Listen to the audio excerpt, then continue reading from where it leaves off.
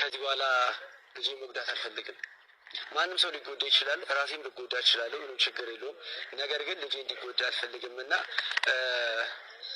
ዛሬ ላይ ድንገት ነው የመጣሁት። ድንገት ነው ወደ እሷ ጋር የሚሄደው።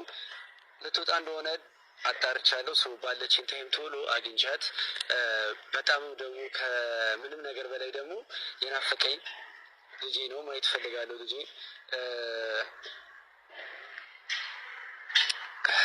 ምን መሰላችሁ ነገሮች በጣም ከባድ ናቸው። መራራቅ ወይም ደግሞ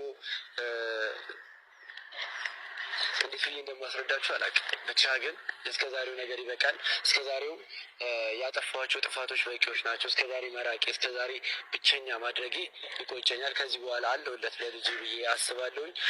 ከኔ በላይ ለሱ የሚቀርብ ከኔ በላይ ደግሞ ለሱ የሚያስብ ሰው አይኖርም። በምችለው አቅም እንግዲህ ዛሬ ደፍሬ የመጣው ይምጣ ብዬ ከዚህ በላይ መታገስም የለብኝም ብዬ ያለብኝም ፍርሃትም ሁሉን ነገር ሰብሬ እንግዲህ ልጄን ለማግኘት ልሄድ ነው። አብራችሁ ሁኑ። ስትገቡ እንግዲህ የምታዩት ነገሮች ለእናንተ ሰርፕራይዝ ይሆናል። አስገራሚ ወይም ደግሞ ያልጠበቃችሁት ነገር ይሆናል። ለሩታም ይሄ ነገር ትንሽ ከባድ ነው። ምክንያቱም የመጣው ድንገት ነው።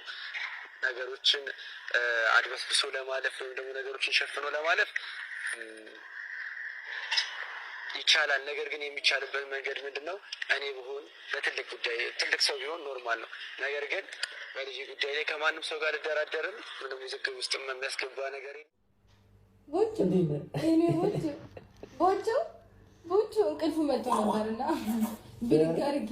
የእሱን ቪዲዮ ስቶሪ አድርጌው ነበርና ብዙ ሰዎች ትመሳሰላላችሁ አሉ።